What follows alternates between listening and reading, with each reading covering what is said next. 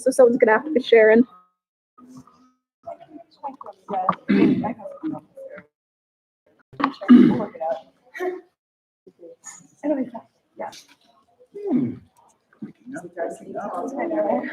We are good to go.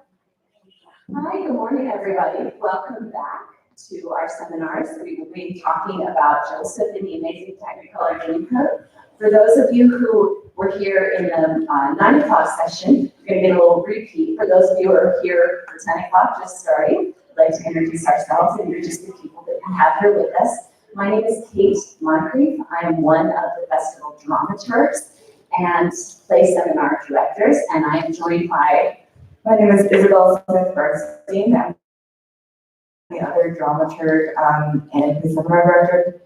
This is my 5th season here at the festival. I got a question from someone in our audience who came up and said, so what is a dramaturg? Maybe we could dispense with that question right away, and then we'll turn to our guests, to our directors. There's a long answer, a short answer, and the short answer is that we do the literary and historical research and support for the production. We also attend every rehearsal and provide context, both historical and modern, for the production and the team. Great. Now we are lucky enough today to have both our director and our assistant director with us, and I'm going to ask them to introduce themselves and also talk a little bit about their history of the festival. Hi, everybody. I'm Brad Carroll, director of Joseph and the Dreamcoat. This is my 14th season with the festival, and I think it's my 16th show because there were 2 seasons way back where I did summer and fall. What else do we need to know? A couple things you've directed here that people might know. Well, more recently, I should say, Les Mis back in 2012, and The Liar last season, South Pacific, Anything Goes, and if you want to go way back, Man of La Mancha with Bob Peterson, for any Utah folks who might know Bob, 1776, Camelot, a lot of stuff. Thank you, Sarah. My name is Sarah. I'm Joseph, and this year we're doing this in the well. Brad, I wonder if you could start us out and talk a little bit about your history with Joseph. I think that trajectory of how you got to this play here is a very interesting one. And you might also notice we brought little Joseph with us. The little play. Right. Can you talk about your background? Sure. Well, it's sort of an interesting history. I first came in contact with this play in 1981 when it was in its off-Broadway incarnation in New York City. I had a friend who was one of the brothers, and I went to see it, and I hated it. I just didn't understand what it was supposed to be. But it was brand new. It had just come over from the UK. So we Americans didn't have much context for it. So I kind of just dismissed it. I don't really remember much about it except the girl who played the narrator. And at that point in time, 1981, she had a voice like we'd never heard before. That really high belting thing that now is just, it's what it is now. But Lori Beecham at the time, we never heard a voice like that. So that was what I remember about the show. Flash forward to 1990, I'm working at a theater in California. And I went in to talk to the artistic director about my assignments for the year, and Joseph was on the season. And I said, I'll do anything you want me to do this year if you don't put me on Joseph, because of my previous experience. And I went back a week later, and he said, we need you to direct and choreograph Joseph. And I said, okay, team player, one job. And I got together with the designers, and the more I sort of got into the actual script and score and started seeing what it was for myself and working with this particular group of designers, the more I fell in love with this piece. It ended up being probably the most successful piece I ever directed at that theater. I've been at that theater for almost 40 years, on and off. And so Joseph has just developed a really special place in my heart. And when they asked me to do it here, it's been 25 years since the last time I did it. So to be doing it at this stage in my life, as opposed to that stage in my life, I had an even new point of view about it. And I think it's a great piece. And the thing I love most about it is it comes from a place of innocence. Andrew Lloyd Webber was 19 years old when he wrote it. Nobody knew who he was yet, right? Tim Rice was 23 years old. It was the first thing they ever wrote together. And they were writing it for a boys' school in London. So it was going to be performed by 10 and 11-year-old boys. So they take this Bible story, which is pretty intense if you read Genesis. And they did, an adaptation of this Bible story to be performed by children. And for me, that seed of innocence is still there.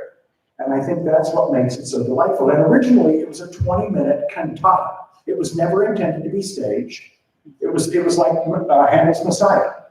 The kids were just going to stand there and sing it. And then, of course, a producer comes along and says, we can make some money here if we stage this thing. And then it has grown into what it is now. Donny Osmond really sort of tipped the scale of how it is now presented. But I just find it, the darkest thing that happens in this play is still barely PG-13. And I think we need that in the world right now. So I think it was really smart of Brian to put it on the season. He talks about the season being about family. What could be more family than Joseph and those 12 boys, right? So I just have a really special place in my heart for it. So the last time it was done at the festival, Russ Benton, who plays the Pharaoh, played the Pharaoh the last time. And Renee Thornton Jr., who you'll see in 12th Night at Orsino, was Reuben. He was one of the brothers. So there's some deep history with this play. It was directed by a director that many of us have not heard of, Fred Adams. Yeah, Fred directed the last one. Remember last. So, okay, how many of you have seen or heard Joseph before? This is a pretty iconic piece, and it's pretty well known in Utah. So one more question for Brad, and I'm going to bring it out to the audience. But how do you approach a play like Joseph that is so familiar, so well known, has been produced here before? Most of us can sing the words. We've done it in high school. We've seen a production. How did you come to this production? What approach did you take knowing that? Well, that's a great question, because I know that it has a very special place in the hearts of Utahns. But I've spent a lot of time in Utah, and I sort of have a bead on what that is. And so it was a little nerve-wracking at first. I thought, oh gosh, what am I going to, I'm sure that everything I'm going to do is going to be wrong. Because everybody's going to have their favorite production that they've seen. And that's what they're going to come in expecting. So I just, as with any play, I go back to the text and I say, what is the story? What's going on underneath the story? And then when they write a calypso number that has nothing to do with the story, what do you do with that? And I grew up on Bugs Bunny, right? Bugs Bunny is hands down the best acting teacher I ever had. And so I think this piece opens itself up to that Warner Brothers mentality, because it does take a real situation and then explodes it into the almost absurd. And then every director gets to figure out how far down any given path they're going to go. But this is also the musical. Back in 1990, I'd only directed about 4 shows at that point when I was giving Joseph. This is the show where I learned as a director, you have to do what the music is telling you to do. Whether it's Joseph and the Amazing Technicolor Dreamcoat, or Sweeney Todd, or Gypsy, or Funny, it doesn't matter what it is. The music is so powerful all by itself that if you don't follow what the music is telling you to do, you're probably going to make a mistake. And so I just try to be true to what the music is saying, and it does go to absurd extremes in this play. There's the calypso number, which to me is the trial of Benjamin, which is why he has to be able to limbo and has to be able to do that silly calypso pole dance. Otherwise, he's gonna hang, right? It's not in the text, but it's implied that he's on trial and Judah is his lawyer, right? And the French number, they're sad. they're starving. And who does sad and starving better than the French? Right? Les Miserables, the Miserables. Right? I mean, it's genius on the part of Tim Rice and Andrew Lloyd Webber. And then there's also the cowboy number, right? Which is just an elaborate lie to their father that they concocted on the way back from having sold Joseph into slavery. What are we going to tell Dad? I know. Let's kill an animal, slaughter it, smear the coat with blood, tell Dad that Joseph died. Then we're off the hook. So they create this elaborate scenario, which for me translated into a desert scene, you know, Sons of the Pioneers, Riders of the Purple Sage, Gene Autry, Roy Rogers, pick the cowboy of your choice and do what those people used to do. If you got a campfire, you've got to be roasting marshmallows. I mean, it's just taking it to its almost illogical extreme. And to me, what you saw is just my version of that. If you think about this 19-year-old writing this, the number of musical styles he explores, right? In all of those songs, that's in our text, that's what we're given, that all of these different musical styles that he's having so much fun with. One thing I appreciated about this production is the way that you had fun with that. Just absolutely lean in to what those are, to the fun, to the joy, to the experimentation. We're not in reality, right? A line dance is happening, but we're leaning into what those styles allow for us. And how many times did I say to the cast, okay, you're coming up crazy, so here's what we're going to do, right? And they were so game, it was so great. And I have 7 former students in the cast who I've not seen for 5 years. So it's great to be reunited with people I know, people, you know, and a lot of new people. The guy who plays Joseph, I've never seen, never worked with before, an absolute delight. You know, so it's just it's one of the great things about this festival is all of that gets to happen here.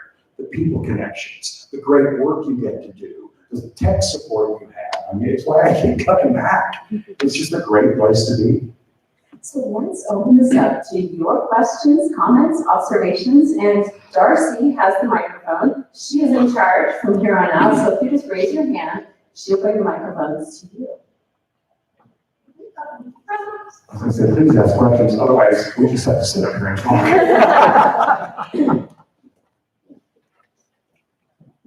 I just had a wonderful time. I thought it was fun. I thought the cast enjoyed it. There were facial expressions of glee and joy up there. I think everybody had a wonderful time.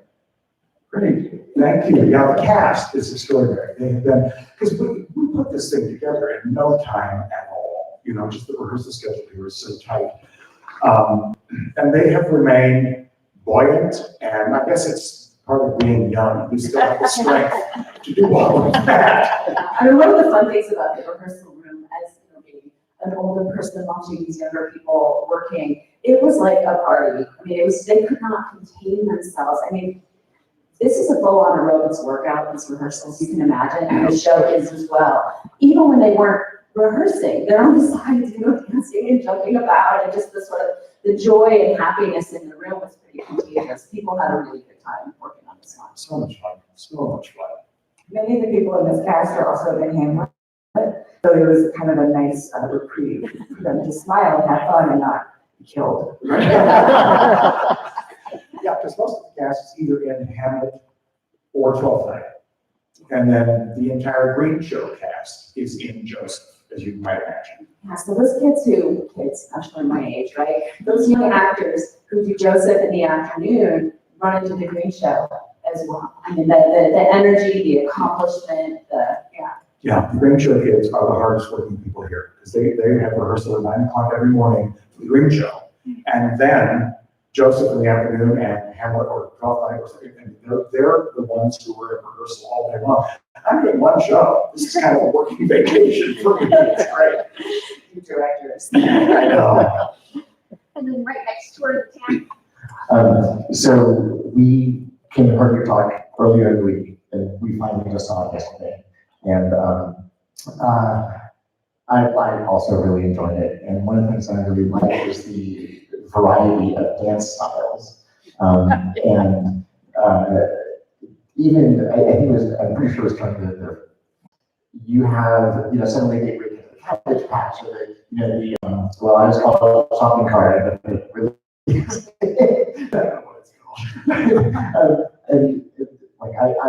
When they started, I just fell out of my seat, and I don't think anyone around me understood why. Right. It was great. Thank you. Well, and speaking of pool skirts and stuff, our costume designer, Kevin, is sitting here in the back, so we could give him a nice round.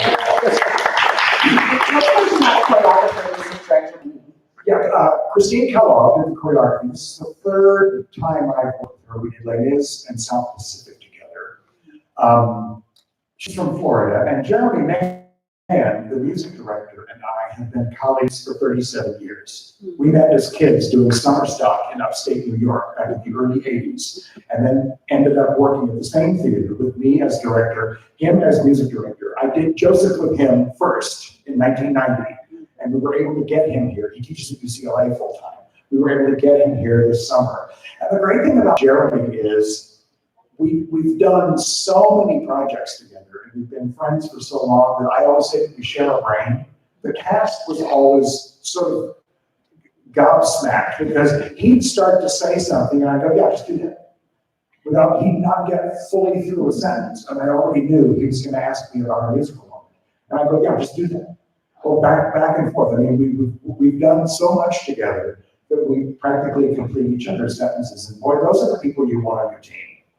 Where there's that kind of shorthand. So yeah, he's another kind of family. We know that the overarching theme for this season is family, but the connections in the company are very deep, and the connections with the audience. It's so fun to look out and see people who've been here last year and the year before, and previously. I think the family theme infuses everything. Yeah, and the other interesting thing about that trio of us is when we did Les Mis, we had a choreographer signed on who I was really excited about, who had to back out at the last minute. And I called Jeremy and I said, I just lost so-and-so and I need somebody to do Les Mis the way you know I will do Les Mis. It's not about dance steps, it's about storytelling. And he said, call Christine Kellogg. Right? I mean, without missing a beat. So I did. We talked. We were instantly simpatico. I called Brian and I said, she's the one. They hired her. So Jeremy has worked with Christine. I have worked with Christine. I have worked with Jeremy, but this is the first time all three of us have worked together, which is another just miracle about this company. I'll put this back to the Green Show. She also choreographs the project. Yes. And right jacket, green. Okay, I want to tell you the decision we made so far this season. It's to start off with last night's show. And the high point of it to me was at the very end, when without being prompted, at least I didn't see any prompt, the audience stood up and went through this long, clapping, standing ovation that would not stop, and nobody wanted it to. Does that happen often? Well, it was only our second performance. I don't know. I'm hoping it's going to happen every time. I know the first time. Yeah, right. I know when everybody stood up, I was thinking, okay, y'all know you're going to have to clap for 8 minutes because I know how long the number goes on. Speaking in the end of the finale, that wasn't spontaneous because all the words were up there and all. No, it's a written part of it. Is it really? First time I've seen that. Yeah, they call it the mega mix. And originally, it was tacked on to the end. In the original version that I saw in New York, each of the musical numbers was reprised in its original style. And I think what they've done now is they've put that sort of disco techno beat to it because it starts affecting your heart after a while and just gets people riled up, right? So that's a new addition. But it was originally tacked on because the show proper was only an hour and 5 minutes long. And it made it, and we even did the shorter version of the mega mix. It was tacked on to make the show long enough to be viable for people to spend, the kind of New York ticket prices on. And now they've expanded it even more, and we trimmed out some of the reprises that were just there to add time, to try to keep, because I think the story is better if it's compact and just moves. And that's the other thing I just want to shout out to Tim Rice, who who also did Jesus Christ Superstar and Evita with Andrew Lloyd Webber. That man is a master at taking a lot of time and compressing it down. 25 years go by in the story of Joseph. Between the time this play begins, Joseph is 18, and when it's over, he's 43. It was 25 years later that he was reunited with his father, according to Genesis. You know, and in Evita, he does the same thing. He takes 25 years of that woman's life and compresses it into an hour and a half. And that's hard to do with just text. And of course, the music helps propel you through it. And I just think they were a remarkable team, and I was sorry to see them break up all these years ago. Can I just add, what does an assistant do? Thank you. Well, it depends on the show. For this one specifically, the process really starts with the music. So the music rehearsals are mostly Jeremy and the cast working together, which meant that I got to sit down on a lot of conversations that I had with Christine early on, which was really interesting. So part of that observer role is part of it. And getting to watch when he said he shares a brain with Jeremy, the three of them share a brain together. It's just kind of magical the way that they'll start a sentence and then Jeremy will be like, hey Brad, you're on this measure, and Brad's yeah, I was thinking the same thing. You know, and I'm about what? And then it's just the bit, and he's yeah, that's exactly what I was thinking, you know? And with Christine as well, because Christine will say something for this, I could put this damn thing, but I was thinking storytelling, and Brad's yes, yeah, same thing, you know? So getting to watch them all work together was really interesting. And something that I don't know if an assistant would usually do, when people were sick, I got to dance, right? I got to She helped out and danced. which is pretty fun. I don't usually get to do that. So, Aaron was out one day, who played Joseph. So I got to walk Aaron's track one night.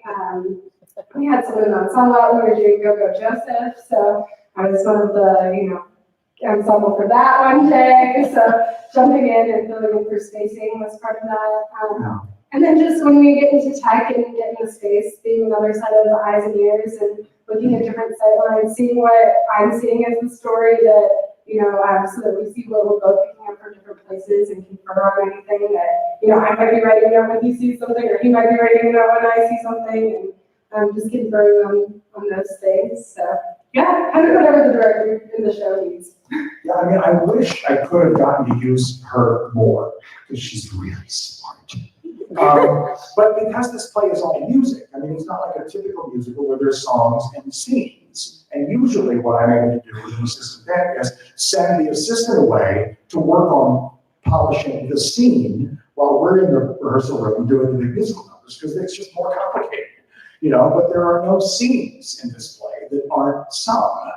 So it sort of changed the role of an assistant the way I would typically use an assistant. And the other thing that I wish had happened, we've talked about this, is to have the assistant on board from the very first meeting last October, when we all sat down and said, what do we think this play is about? What do we want it to look like? Before there was any concept of what the costumes were going to be, what the set was going to be. That all comes out of discussion with the designers, myself, and unfortunately, the assistant directors are not brought on until we get here to start rehearsal. But because educationally, being an educator, the design process is the real learning process. And that was the hardest part for me as a young director. It's just, what do you say to a designer? Because I'm not a designer. They've got to know more than I do, but they want to know what I think the play is about. And then we just batter around ideas. And I'm always hoping it can be something that they're not invested in. That doesn't, the play is the thing, right? And if I had my way, every production meeting would have a pedestal in the middle of a round table. There'd be a copy of the play there with a spotlight on it. So that nobody would ever forget what we're here to talk about. It's not what we could do with lights. It's not about the really tricked costume. And we could do all of that as long as it serves the play. And for me too, it's not about my ideas. It's about what works for the play. So, you know, when I rule the world, there'll be round tables and desks.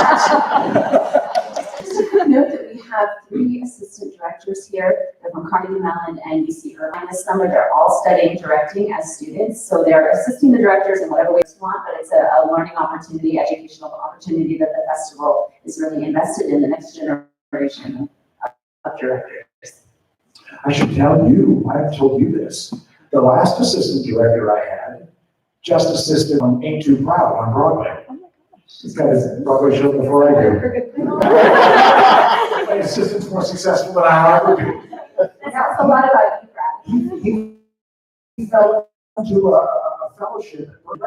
We're Ain't Too Proud, which is the art. He's really good at, and he deserves every moment of that. And then right here in the green. The narrator really impressed me. I mean, she was active and singing, was going through the whole thing. I thought she was really a star. And I know she came out of the Green Show because we've seen her in passages. My question has to do with these Green Show people. Are they professional actors? So this is not just a learning experience for them. A lot of them are still in school in programs around the country. You know, there's a number of programs that we draw from a lot. Audubon in Ohio, Carnegie Mellon, you know, so some of them will leave and go back to school. Some of them have just finished school, and this is sort of a first step into the professional world. Sammy, the narrator, is from SUU. She went through the program, and she was one of my students when I used to teach here. So it's a real treat. This is, I think, the 4th show I've done with her over the course of the last 10 years. So I've known her since she was a pup. There are a lot of almonds in the show. Yes. She's married to one of them. The big tall guy who played Ruben is her husband. The French singer. Yeah, and they met in my production of Chicago here at SUU. And then Ian Allred is Alex's younger brother. Yeah, the 2 tall guys, the Allred boys. The Green Show also has a history. There have been a couple of performers in the Green Show who have gone on to be on Broadway or on Broadway national tours, notably Jordan Danica, who was in South Pacific, went on the Hamilton tour and then was in My Fair Lady on Broadway. And then an actress who was in the Green Show last summer is a swing in the Hamilton tour, and she just went on as Eliza. Yeah, Morgan Wood. Yeah, she went on the national, she was in the Puerto Rico Hamilton, and she's now in the San Francisco cast. Yeah. And Her brother is on the national tour of Brent, and he was in the Green Show. wow. And if you don't know, Brian Vaughn, our artistic director, started out as a dancer in the Green Show. 20 some odd, more than that. Yeah, almost 30 years ago. Yeah, now he runs the joint. Right?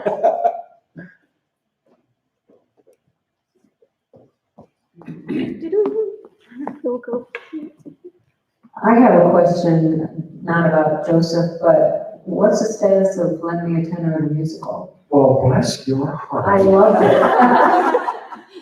It is published. It is licensed. We are getting productions here and there. There was a big production in Minnesota earlier this year. There have been a number of productions in Europe. Leipzig Opera did it several seasons in a row, and there have been a dozen or so small productions around the UK. So it's out there, it's getting done. I'm hoping to be able to find a way to push it to get it done even more, but thank you. Yeah, it's doing well for us. Thank you. For those of you who don't know, it's a musical that Peter Sham, who used to be part of the festival, now runs the Neil Simon Festival. We wrote, and they premiered. They did the world premiere of it here back in 2007. And we had sort of thought, well, we'll just do it and hope we can get it in somebody's catalog. And then we had 3 producers from New York show up to see it based on the title alone, because the play, Lend Me a Tenor, had been the most produced play in America for 20 years previous. And so it got picked up and it went on this long journey, and we ended up opening it and running it on the West End back in 2011. And then after that, it got published and licensed. So it's the version that's published in Europe, and then we've got a version that's published here for the United States, Canada, and the rest of the world that isn't the United Kingdom and Europe. So, yeah, we were never in our wildest dreams did we think that would happen. And it did. And we're glad. What's his name again? It's called Lend Me a Tenor, the musical. And then right here in the blue, Yes. We are Les Mis fanatics or addicts. And I loved your production down here. In fact, Brian, we're from Auckland, he came up and after. But what were your challenges in doing Les Mis here? Well, it's interesting. That's a great question because the very first question everybody asked me when they found out I was doing Les Mis, the first question they asked was, are you going to use a turntable? Because that's what everybody expects, because that's what they did in the original production, and that's what everybody has seen. And my immediate answer was, I don't think so. And they said, well, why not? I said, well, because that's been done. It doesn't have to be done that way. And then the fact of the matter is, it became complicated here because it had to rep with 2 other shows in the Random Theater. And moving a great big thing like that around was not going to be an easy task. And I thought, no, let's not do it with a turntable. The biggest challenge was doing it in the number of rehearsal hours we had to get it done. You know, we basically staged Les Mis in 64 hours. You know, which is which is not a lot of time. But again, when you've got Brian Vaughn and Melinda Feinstein and Michael Bailey, and when you have the cast that I have, most of my work was done for me because everybody came in already with a really great handle on who they were and what their responsibility was. You know, that music is in the DNA of most everybody. You know, the funny thing about that was at the very first night of rehearsal, we couldn't sing it because the chorus didn't know what parts they were singing. So I said, we're going to read it.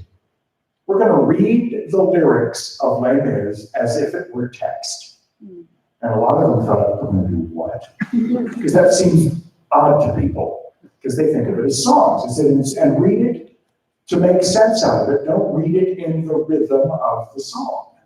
And the number of light bulbs that went off in people's heads just reading it as text, it suddenly started to feel like Shakespeare in a way, because they were hearing things.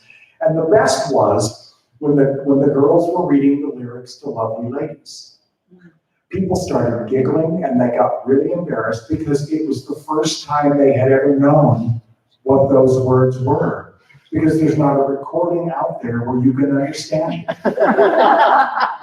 Everybody thought they knew what the words were, but listen to any of those recordings and it's just a bunch of girls sort of shrieking the lyrics to be in the character of being a band of prostitutes. And so I thought that was a great discovery for people to actually, for the first time, they grew up, they're 20 years old, and thought they knew it by heart, and they didn't know it at all. And then working with Brian as Javert, and there's a great story there. He called me, I was here visiting, I got a call, and he goes, well, if there's anybody you want me to think about for casting, anybody you know, just let me know. And I said, well, you as Javert. Long silence. And then he says, dude. It had not occurred to him.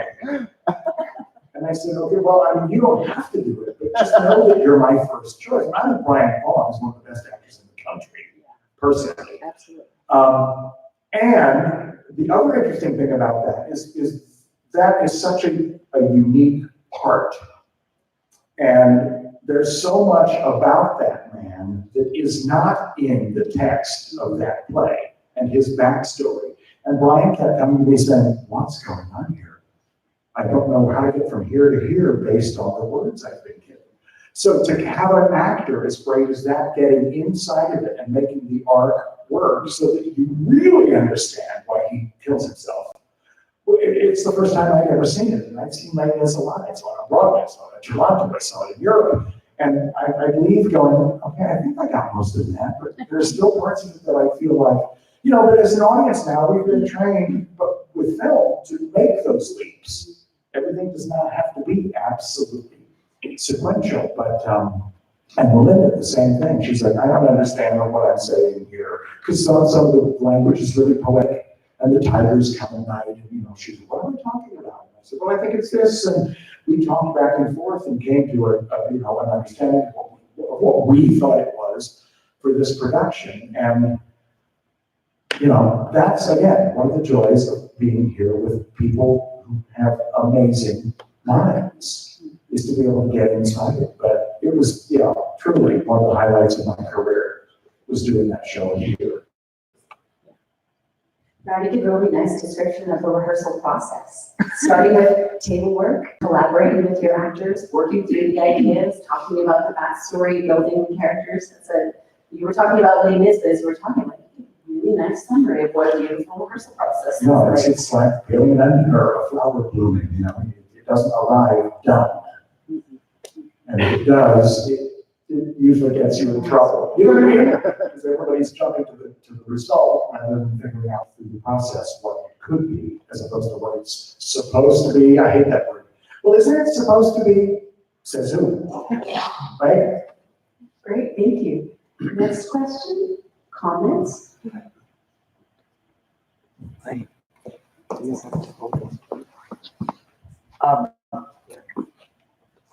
Last night after the performance, I talked to a staff person and he said, the lighted coat didn't arrive until time for the performance. And I said, there was no lighted coat.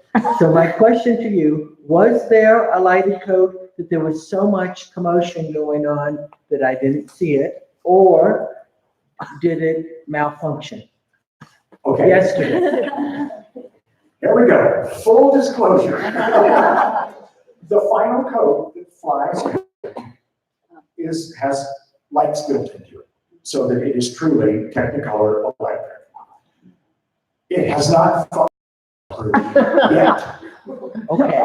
So we're still working on the technology to make it work. But the good news is, the coat that flies in at the end is spectacular without the lights. Yes. Thank you, Kevin. But I just thought that would be the real capper on the evening, lit up. Because, to me, the reason it flies in, the reason it lights up, is because the family is back together. We got a happy ending. Everybody got what they wanted. And so we're rejoicing. And, you know what I mean? So you take that to its illogical extreme.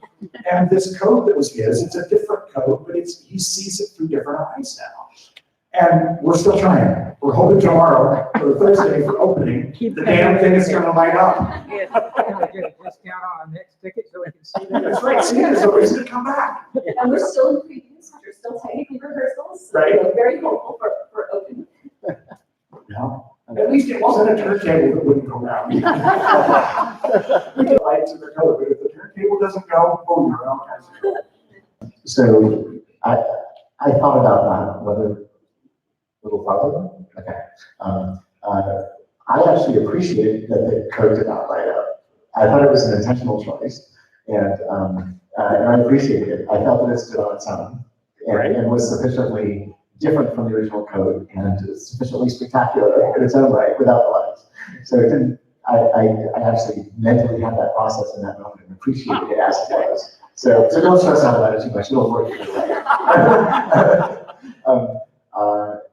And shoot, I forgot what I was going to say before. It'll come back to you. It'll come back to you. Or it won't. That's what they say all the time. I know what it was. So it was on the set. It's interesting to me that everything about the show is totally over the top, except the set. The set is actually relatively bare bones. And all of this over the top is all on top of it and around it and through it. And it makes it very flexible. And it was used in different ways, which I loved. I really liked the set. And I thought it provided a contrast that sort of highlighted what was going on in front of it and on top of it, around it, and felt like it. Good, good. Now, the interesting thing about the set is it's basically a giant light box. It's lit from behind and from the front. I've never worked on a set that did that. And it was just, it came from Jason Leica, our designer, last October. We were talking about, well, what does the set want to be? And I said, well, I know I'm going to want levels. but I didn't specify how I wanted levels. I just knew I wanted staircases and a place for people to be above, especially for the narrator, to get her up above the action so we didn't lose her in the action. And Jason said, well, and he's designed a lot of shows here. And he said, well, I want to do something different because most big musicals, it's this spectacular set, and then you get out to the edge and it's black curtains. It sort of blocks it in, which is just an old conceit in a proscenium theater. And I said, okay, what do you want to do? And he said, well, I'm thinking about this. And he pitched this idea of it being a set that was lit from behind. And I said, well, I'm not that smart. You're going to have to explain more what that means. So he started, after our initial meeting, he started sending me pictures, sketches, videos of him having made a little tiny version of one of those walls and shining a flashlight behind it to see what, you know what I mean? And I said, this is a fascinating idea. None of us knew if it was going to work or not, but we decided to, go big or go home. And William, our lighting designer, said, yeah, I think I can probably make stuff happen with that. And so there are lights, everywhere backstage shining on the back of the set. And I'm amazed at how many colors that set turns. I mean, it's Technicolor on its own where it wants to be. And yet it disappears at times. I mean, you're absolutely right. So I was actually, to me, that's, you know what I mean? Yeah. So I've also loved the backdrop. I thought that was I think it's a fantastic. great, And obviously a technical feat, And what I was really talking about earlier was, the staircase and the movable parts. and the pieces, yeah. Like what's physically on the stage. Right. It certainly could have been more complicated, But it doesn't need to. but I don't think it needs to because it's the people telling the story, not the set. They've got the words, the set doesn't. And so, I said, what do you need they said, what do you need for the democracy? I said, a desk and a chair. And she comes in on a litter.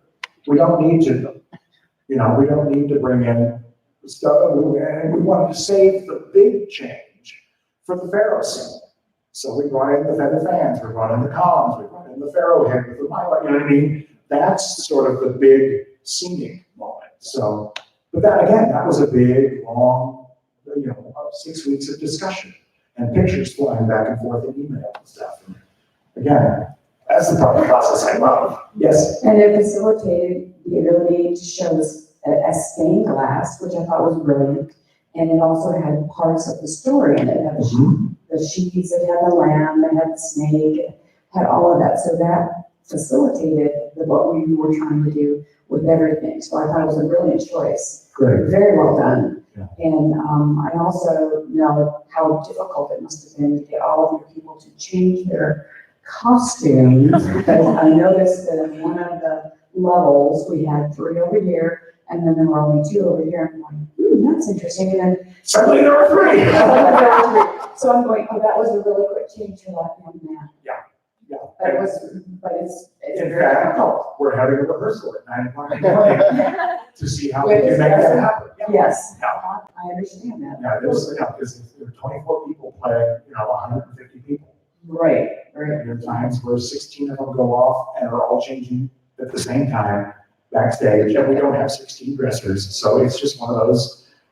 You get very familiar with the people around you. Yes, you do. They're nude, guitars. Right, yeah, exactly. I also wanted to say I am very impressed with the idea that you went to the lyrics and spoke them because, of course, they would inform the entire play.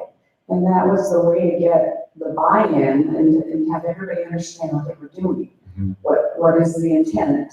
Well, the intent are in the lyrics. Yeah. So you have to use them as words. Exactly. And the thing about that, I'll just go off on that a little bit, is especially with something as familiar in this case, like this. I said, everybody knows this show. And I don't want, when Melinda starts singing I Dreamed a Dream, for people to just sit back and go, oh, God, I love this song. You know what I mean? And just disappear into the beauty of the song. It's a huge piece of story. It's sort of a gigantic novel. Yeah. And I just think if, with anything that's this familiar, I charged this cast as well. I said, find a way to find the words that people aren't used to hearing. And it will unconsciously perk up their ears, as opposed to everybody knows colors of the code and blah, blah, right? So people don't just disappear into it. One of the things we learn as educators is that once you have developed your preconceived idea, it's very hard to displace it for even the truth. Yeah. So this really brings the truth out and makes people pay attention when the actors are informed in this fashion, so that they can play the truth, they can be the truth. And So, not just yes, mouth the words. listen, sit back, use that. I agree with you. Correct. So I actually have one question, because we have Kevin here, I want to circle back to the costume question. Do you know how many costumes are in this show? There's probably about 100. I guess there's 24 people in the cast, and some of them have 5 costume changes. Joseph only has 2. But, What was it like designing costumes for the show? Brad and I worked together. I think this is our 4th show together. So he gives you free rein. He keeps saying he's not a designer. He has ideas, but he lets you go with whatever crazy idea you have. And if he doesn't like it, he'll tell you in a nice way. Like the stuff in Egypt. All he said to me was, other than the pharaoh being Elvis, he just wanted different groups, like groups of people, and it sort of came about that they would be like groups from Las Vegas in the 60s. So the women in blue were sort of like the Supremes, and the ones in the red coats were like the Four Seasons, and the ones in the blue bowling shirts were the Beach Boys. And it's I love the camel, by the way. The camel. the camel is funny because Brad, it came up in an early meeting, and I thought Brad was kidding. I just blew it off. And it came up again. Oh, you're really serious? I really want a camel. Crossing the desert. You can't cross the desert. So I ordered the camel from China, and it was going to take 6 weeks to get it, so I ordered it really early. And then we added all the stuff onto it. You blowed the camel on. Totally tricked the camel. Tourist camel. So Brad is great to work with. Thank you.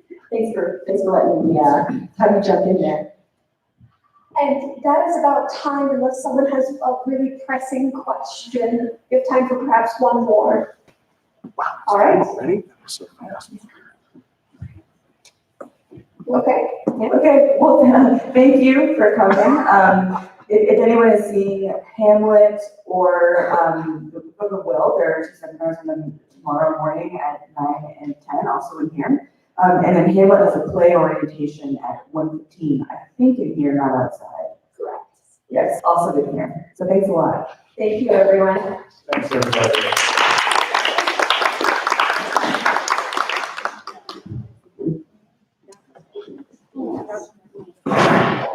And then also a reminder, for anyone who's seeing shows tonight, there are also seminars tomorrow morning, and we'll also have our first actor seminar with Renee Thornton Jr. and Chris Nixon. That will be at 11 o'clock here, so we're excited for you to see that. Also, the sweet shop is open with coffee and baked goods and all that jazz, and it will be until about 9 o'clock most nights. So thank you.